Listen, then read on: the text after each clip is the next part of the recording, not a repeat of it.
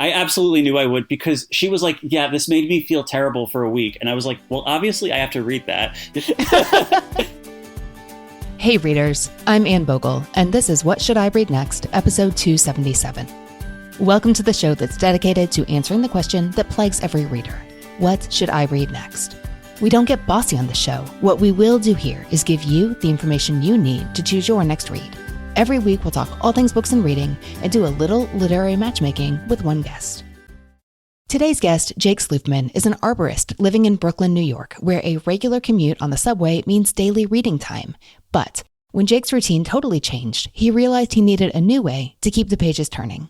Today, Jake and I discuss his big reading goal, the pressure to read serious literature, and how to alternate the heavy and the light for a balanced reading life. I've got a mix of weighty literature and frothy palate cleanser books to recommend for Jake today, so let's get to it. Jake, welcome to the show. Hey, so good to be here. Now, you are not our first New York City or even Brooklyn guest by a long shot, but you are our very first arborist. I'm not sure if that's going to connect to your reading life, but I'm definitely interested in hearing what an arborist does in Brooklyn these days. Oh, yeah. I mean, I tell people I'm an arborist in Brooklyn, and I've had people be like, wait, but they're not trees in Brooklyn. and oh, that must hurt. I kind of get it. I mean, people don't really think, when they think about an arborist, they think about like forests and stuff. But yeah, it's like Brooklyn is an ecosystem and there are trees, there are parks and stuff. Okay, so I have a sad story for you. Okay. I have wanted all my life, probably because I read about it in a book, to go check out Prospect Park properly. And I've been there twice in the pouring rain because I was determined to try. And it hasn't happened for me yet, Jake.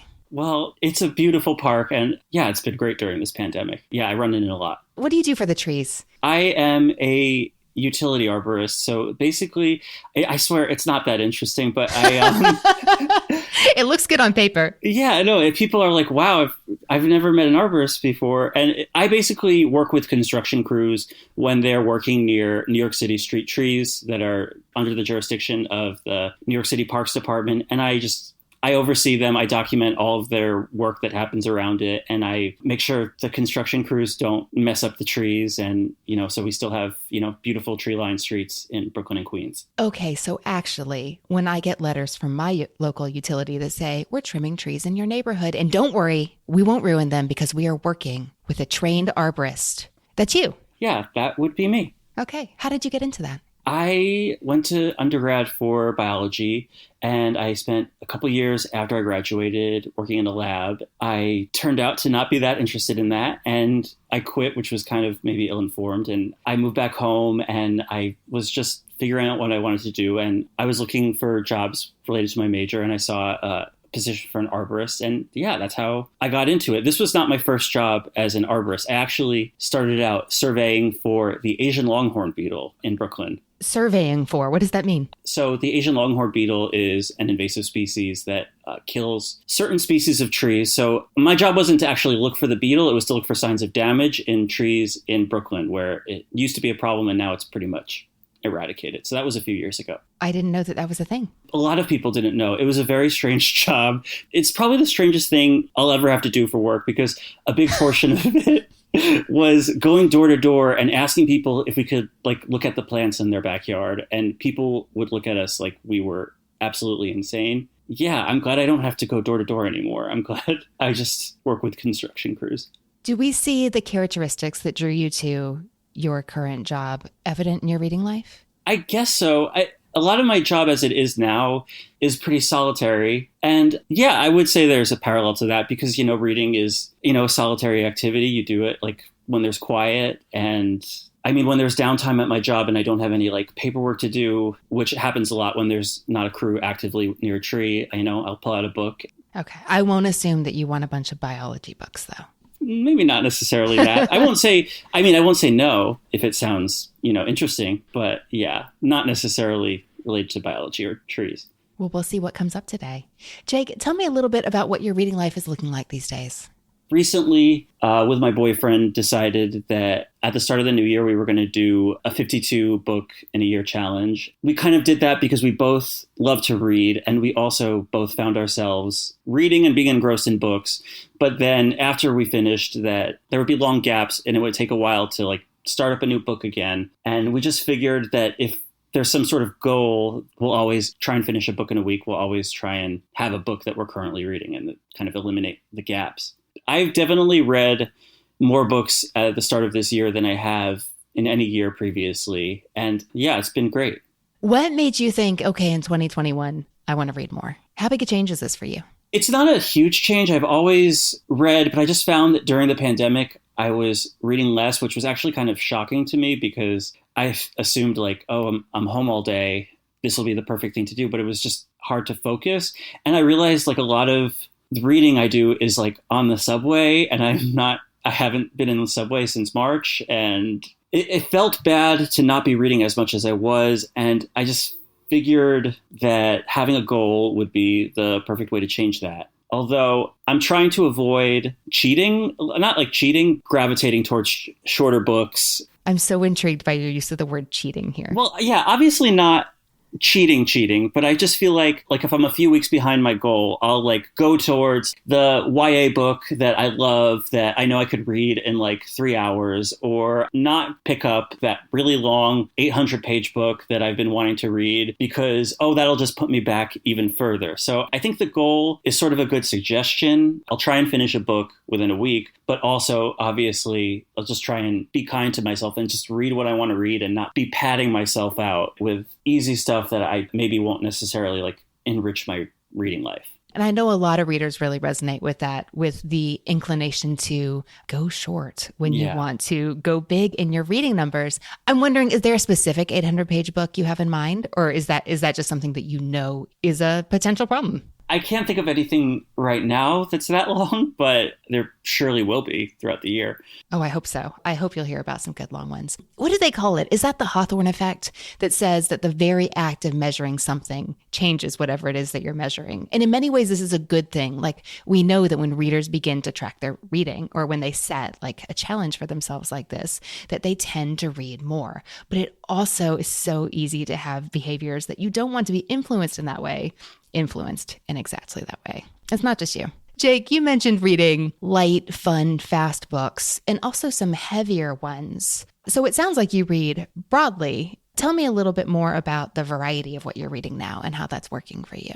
I really enjoy like sinking my teeth into, something like kind of dark and maybe what's considered, I don't know, quote unquote, like more literary. But I realized when I was reading last year a particularly like gruesome book that I did really enjoy, that I was like, I definitely can't repeat that again. And I do really love some sort of like light, frothy, fun books that just feel like a vacation for my brain. I love that description. Whenever I read something pretty heavy, I try and balance it with sort of a fun book afterward. But, obviously I don't always have something like that on deck. So it's what I strive for, but it's obviously not something I could do every single time. Which of the two is easier to find, the heavy or the light? Probably heavy. A lot of the books that people recommend, or at least to me, are what people would classify as, I guess, literary fiction. Is this like silly to say? Because I guess sometimes people are like ashamed, I guess, of what would be considered more like of a frivolous read. Yeah. Yeah. I feel like I get a lot of recommendations for, heavier books. I mean, I remember, I think our third ever What Should I Read Next podcast guest, JC, saying, I want to read what the smart people are reading. And I want to look like a smart person when absolutely. I tell you what I'm reading. But it wasn't good for her reading life. But yeah, I hear what you're saying. This is such a vain thing to say. And I know people also do this, but like if I'm on the subway or reading something in public, I'm probably not going to be reading a romantic comedy or something because I want people on the subway to think I'm smart. It's so stupid. Like, why do these people are complete strangers? I know exactly what you mean when you're saying that. Jake, maybe we need to send you an e-reader. I do have an e-reader. That's... So if I see you on the subway, I'll know that you're reading a rom-com. Yeah, and not absolutely. Jonathan Franzen. Yes. Jake, give me a feel for what counts as, I think you used the word gruesome for you as a reading experience. What was that heavy book that you were glad you read, but that was just, it sounded like it was emotionally difficult? It was Ohio by Stephen Markey. I loved it. It was just really dark, though. It had like violence and sexual violence in it. It was just a really satisfying book a lot after I needed something light. So it sounds like it would feel good to have those books on deck. So if you do read something that's good, but just feels brutal, you know exactly what to pick up next. Yes, that's great. It's like your frothy and fun palate cleanser. Absolutely. I always love a palate cleanser after I read something heavy. Well, I can't wait to hear more about the specifics of what you're reading. Are you ready to get into your books? Yeah. Okay, Jake, you know how this works. You're going to tell me 3 books you love, 1 book you don't, and what you've been reading lately, and we will talk about what you may enjoy reading next. How did you choose these? I tried to pick a mix of heavier books and, fun, frothy books like what we're talking about. So I want to represent my reading life properly. All right, what's book 1? Book 1 is Severance by Ling Ma. The pandemic book isn't the fun book. No. All right, I'm catching on here. Okay, tell me about Severance. So I read this during the pandemic. It was strongly recommended by my boyfriend. Actually, my mom had also read it before the pandemic, and she told me, don't read this. It made me feel miserable for a full week afterward. And she didn't even read it during the pandemic. I did read it. I read it on the beach, actually. So haha, fun beach read. And maybe that's the balance you needed. Yeah, I read it in a single day, actually. It was completely engrossing. Really scary, actually, because it felt exactly like the days before the pandemic began in New York City. It felt exactly like it in the book, which is terrifying. But wait, what do you mean? What was it like? I don't know. Everything felt off. Riding the subway felt dangerous, and the aura surrounding everything was just terrifying because we knew it was coming, and we didn't know how bad it was going to get. Yeah, I just remember getting home after being out and just showering and disinfecting everything. It felt like that, things were starting to close down one by one. I don't know. It was...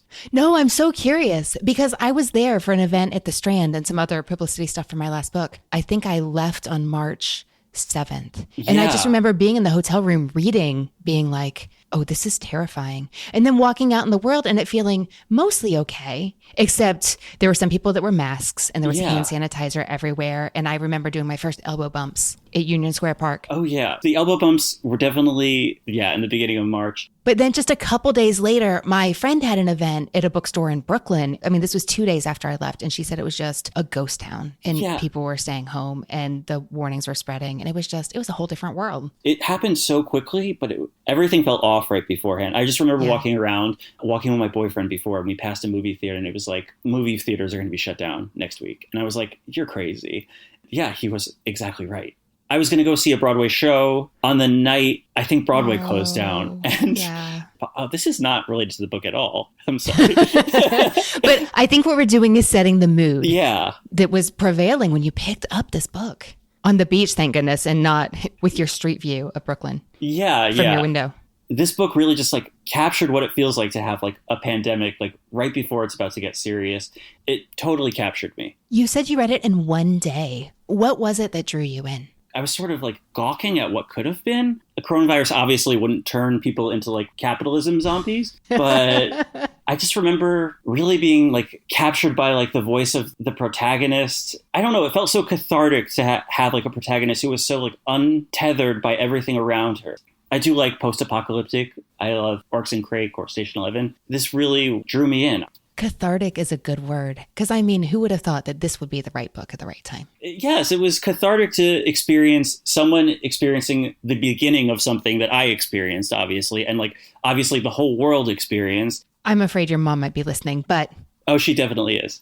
I'm glad you picked it up. I absolutely knew I would because she was like, yeah, this made me feel terrible for a week. And I was like, well, obviously I have to read that because if anything makes you feel that strongly for a week afterward, I need to feel that. I also love that you're talking books with your mom. She's one of the main people I talk about books with.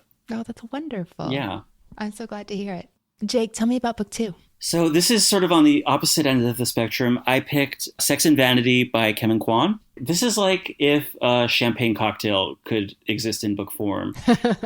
This is actually the book I read after I read Ohio, and it was the perfect thing for me because I've also read the Crazy Rich Asians trilogy, and he has just like such a strong voice. I feel like there obviously are stakes in it, but I feel like the worst thing that could ever happen to any of the characters is like a rich character might become slightly less rich. Everyone is constantly being amazed by like an amazing meal that's happening in front of them, or they're doing some sort of once in a lifetime shopping spree. The perfect thing to like reset after something heavy, I feel like. I mean, they could be complaining about a social snub. That is also on the table. Absolutely. But that's what I mean. Exactly. It's like, I know. It's like the problems that the characters experience are so minuscule. It's just amazing. And definitely fun and frothy. Yes. This one is like glitzy and glamorous, and it felt really completely over the top in a way that was really fun for you. Very, very fun. And I know it's a retelling of A Room from a View, which I embarrassingly have not read or seen the adaptation. But this was great. There's no need for embarrassment here. But I will say that Merchant Ivory movie just keeps getting older and older. But it's a classic for a reason. It's in the minority of those movies that are better than the books they're based on, in the opinion of many. Oh, okay. I still might read the book, but I definitely want to watch the movie. It's really fun and a little strange. Like, I watched it for the first time when I was young and have seen it periodically over the years. And readers everywhere should know Europeans have a different approach to nudity, as my German teacher said many years ago, than Americans do. And there is a scene where there are like naked men running around the lake. And my kids just thought that was absolutely hysterical. Probably not the point of this whole conversation, but I do feel like if you're going to pick up that movie based on our discussion here, listeners, you should probably know that's coming. But Helena Bonham Carter is a baby in that movie. She's so young. Oh, she's so young. And it's like a time capsule. Yeah, it sounds amazing. I was a little, not nervous to pick it up, but I was like, am I doing myself a disservice by starting with the retelling or the adaptation? That's kind of like, I don't always go to books in translation for the same reason. I'm always afraid I'm like going to be missing something. Like I'm not going to get the original author's like true intent. When I picked it up, I didn't realize it was a Room with a View retelling. And I was like, wait a second, her name is Lucy Church. That sounds familiar. And I slowly realized, no, this is totally the same story. And I thought that was really fun because I did love the movie so much and made myself read the book one time. Okay, Jake, what did you choose for book 3? Book 3 was The Heart's Invisible Furies by John Boyne. And tell me about what made this work for you. I read this a couple years ago. It was going good. And I remember I reached a point about halfway through and I was like, wow, I'm definitely finishing this tonight. And it's a long book. It starts in Ireland with like a woman pregnant out of wedlock. It follows the baby throughout his entire life. Beautiful and like sad and kind of funny at sometimes. He's gay in Ireland in the 50s, and that's obviously not the most accepting place to be gay at that time. And I don't like seek out books with queer characters, but if I find them and like it's a good book, it's always a plus for me. Like a lot of terrible things happened to people who couldn't live their authentic lives in Ireland. And I just thought it was so beautiful. And I don't know what the literary term for this would be, but throughout his life, a lot of impossible coincidences happen. Like he keeps on running into certain people over and over again. And honestly, this is kind of silly, but a lot of times when I like love or hate a book, I go on Goodreads and see what other people thought of it and kind of be like, oh no, I have the right opinion. I saw people like complaining about that, like, oh, it's so improbable that this would happen. And I was like, yeah, well, someone wrote it to be that way. I just thought it was so beautiful the way things like turned out, and just remember crying like a baby at the end of it. Oh, I'm so glad it worked for you and that it made such an impact on you. Jake, you know what comes next. Tell me about a book that wasn't right for you. This one's hard because really, really wanted to like it, and I heard so many good things about it. But it's, and I definitely didn't hate it, but it's The City We Became by N.K. Jemisin. Tell me more. Well, first of all, the concept is one of the best concepts for a book I've ever heard, where New York City is alive and like other cities are alive, and each of the 5 boroughs has like a human avatar that is the guardian of that city. I mean, that sounds amazing to me. And it just, I don't know. I just felt like all of the characters were kind of two-dimensional, kind of fell flat for me. And I realized that the concept is amazing, but you're really pigeonholing yourself into like 3 or 4 different character traits for each borough or something. It's kind of impossible to fit everything that like makes a borough unique into like one character. So it was just kind of disappointing to me. And also, I think the pacing was a little weird. Like, it had to introduce a lot of characters. There's something I'm curious about as far as this book goes, which I really enjoyed, which again is not the right opinion. But oh, yeah. There's a book for every reader. Not every book is for every reader. But I did really enjoy this, in part because it was such a surprise for me. Like, I think N.K. Jemisin is a genius. She actually has a MacArthur grant now. So actual genius. Yeah. But who am I to criticize? No. But a book can be wonderful and still not be right for you. I definitely see the bones of a book I would love in it. I definitely want to read more by her because I think she's a great writer. I didn't really connect with the story. This is the first in a planned trilogy, and I'm really wondering how much of the first book was set up. I don't understand what's meant to happen in books 2 and 3 of the trilogy, so I don't know enough about that. But I do know that in many trilogies, I'm thinking of the new Naomi Novik series specifically, because it's the most recent one I read like this. Book 1 is a whole lot of world building and construction for the story that's going to come later. I've also heard, for listeners who didn't find this one immediately hospitable, but suspect maybe it could be right for you, I've heard this is amazing on audio, but I haven't listened to it myself. Maybe I will check it out. And I definitely want to read the sequel. I just might get it from the library this time. All right, Jake, that's interesting to hear. What have you been reading lately? So I have been reading The Knicks on audio by Nathan Hill. And this one is kind of cheating because this almost was one of the books I love. This is actually a reread for me, listening to it on audio. I read it a few years ago, and it captured me from the prologue. I just remember reading the prologue and being like, yeah, this is going to be a book I love. Ooh, a lot to work with. And I'm especially thinking about the balance of the heavier, more literary books with fun, lighter ones, as you put it. Jake, what are you looking for in your reading life right now? What do you want to be different? Basically, what I said before, I always want to have a book in my hand. I always want to know what I'm reading next. Usually if I finish a book, I won't start a new book that day, but I'm sure this is a common problem for everyone. I guess it's the premise of the show. I always want to have to know what I'm reading next, I guess. All right, let's see what we can do here. So the books you loved were Severance by Ling Ma, Sex and Vanity by Kevin Kwan, and The Heart's Invisible Furies by John Boyne. Not for you was The City We Became by N.K. Jemisin, and recently you've been reading The Knicks by Nathan Hill. And you're looking for a mix of fun and frothy, vacation for your brain books. I love that description. And the heavier. Jake, you said that finding those lighter books was perhaps ironically harder for you to find. So of the 3 books we're going to talk about today, I'm thinking that we're going to go 2 light and 1 heavy, if you're good with that. Yeah, definitely. Okay. Something else I'm keeping in mind is that you mentioned in your submission that you also really like fantasy and sci-fi, which I imagine was one of the reasons you wanted to pick up that N.K. Jemisin title. Yes, yeah. Even if that one didn't work the way for you that you were hoping it would. I'm the one who feels like I'm cheating because I know that you've read and enjoyed this author in the past, but there's a book coming out I just have to put on your radar. It's the new one by Casey McQuiston. It's coming out on June 1st, and it's called One Last Stop. This book has some elements that you've really enjoyed in the past. You specifically use the word rom-com, like that's a genre you pick up.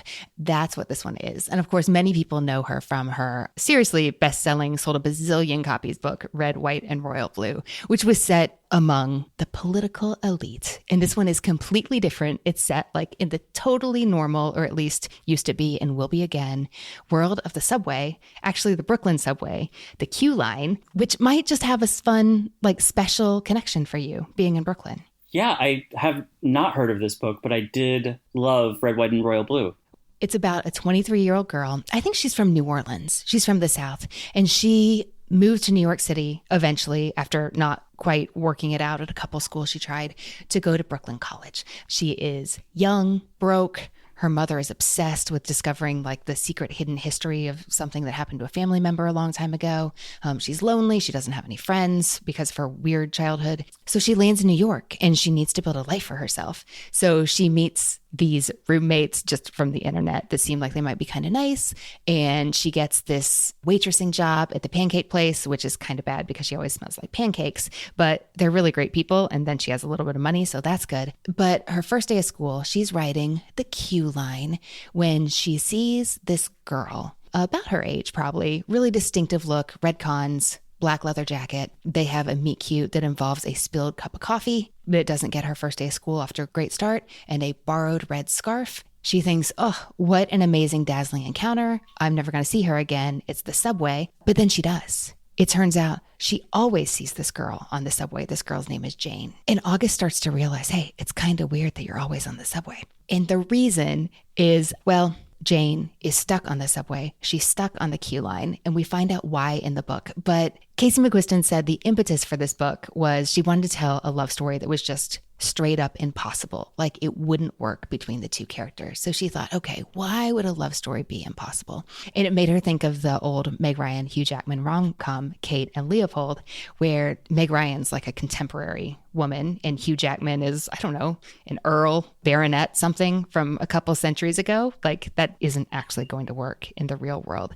And that was her inspiration for One Last Stop. So poor August, 23, putting her life together, in love for the first time with a girl who basically lives on the Q train. That's the setup. It's really fun. I think this could be a vacation for your brain. And I think this could be just the right book to intersperse after you're done reading the Severance equivalents that I'm sure are waiting for you in your literary future. How does that sound? That sounds amazing. Absolutely, I'm going to read that. I'm absolutely really excited to hear what you think. Okay. I'll be honest, I'm not sure how much to lean into the length thing. Like part of me wants to give you a 600-page book and part of me wants to go short. Here's what I'm thinking though.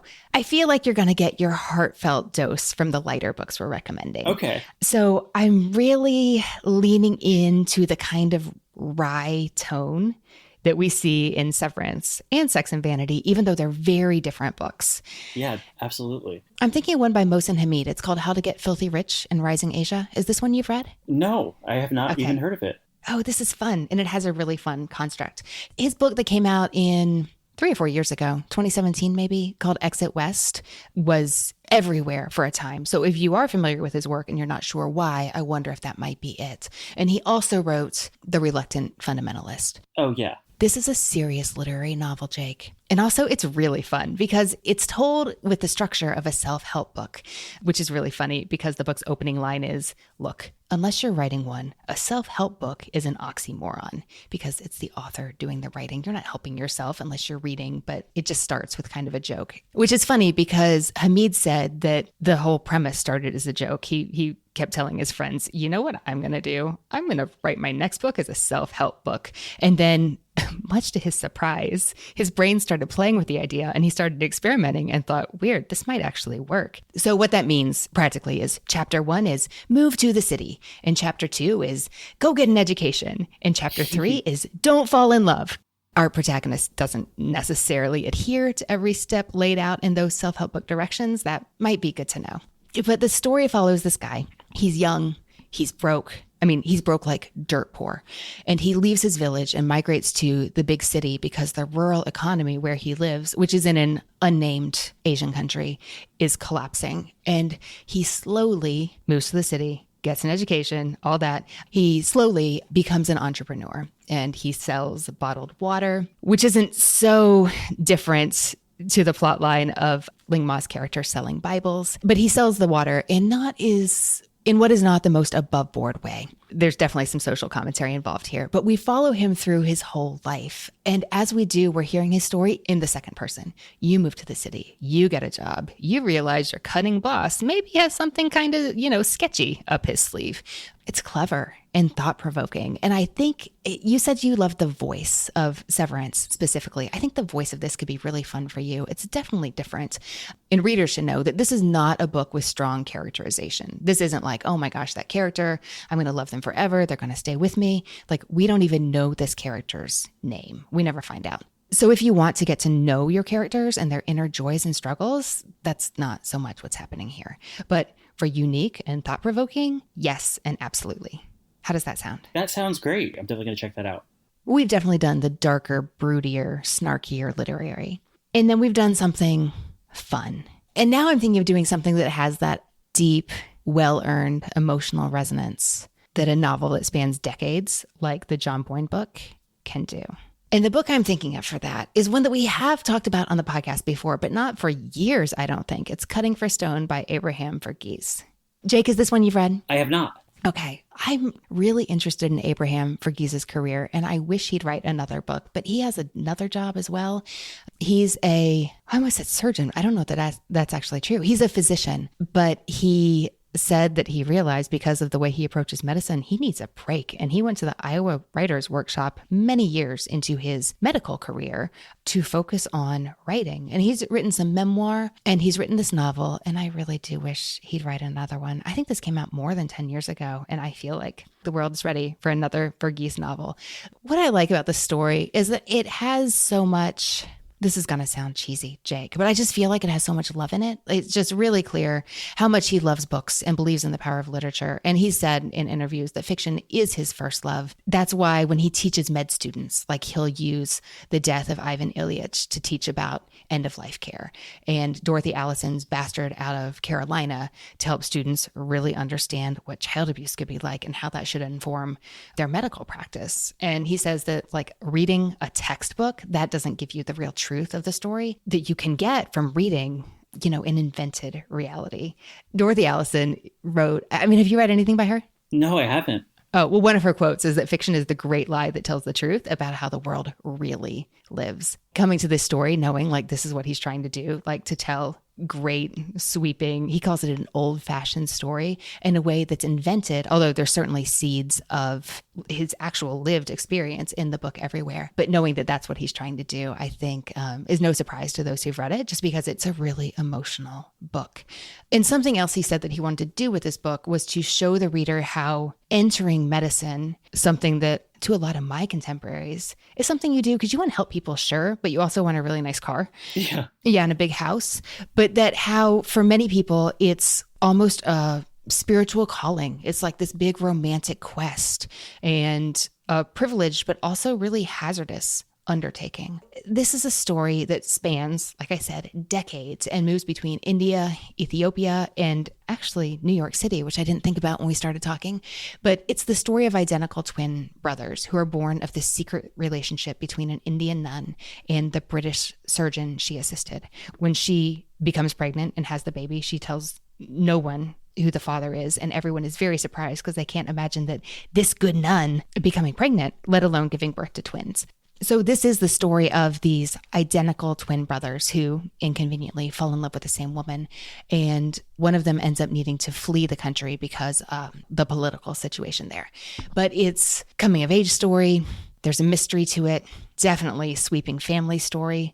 It's really a genre defying book. It's not easily categorized, but legions of readers say like, oh, this is the kind of book you just want to hug to your heart and weep when it's over and, remember as one of your favorite books for all time.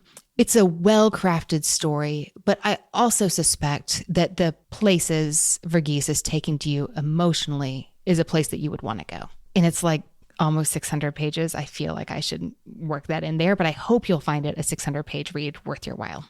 How does that sound?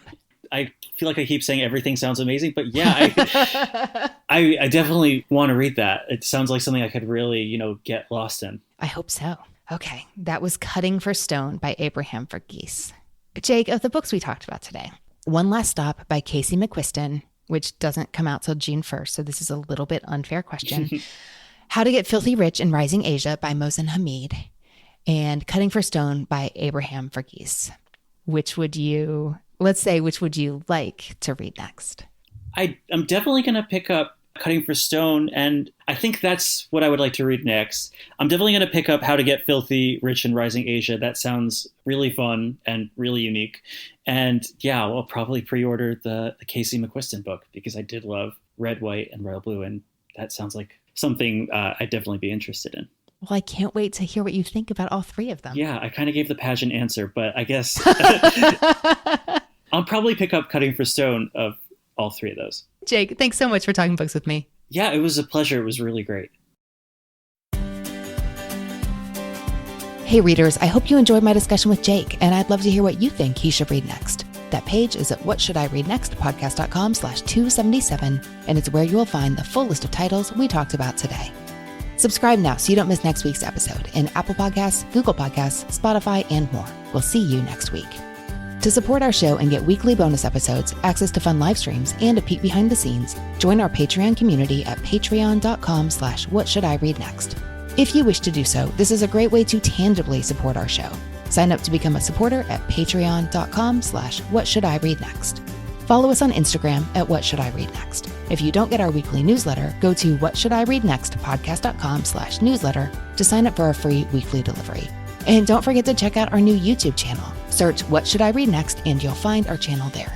If you enjoy this podcast and want to support it, please share it with a friend, leave a review on Apple Podcasts, or purchase one of my books, including I'd Rather Be Reading, for yourself or a friend.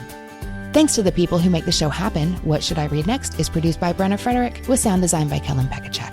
Readers, that's it for this episode. Thanks so much for listening. And as Rainer Maria Rilke said, how good it is to be among people who are reading. Happy reading, everyone.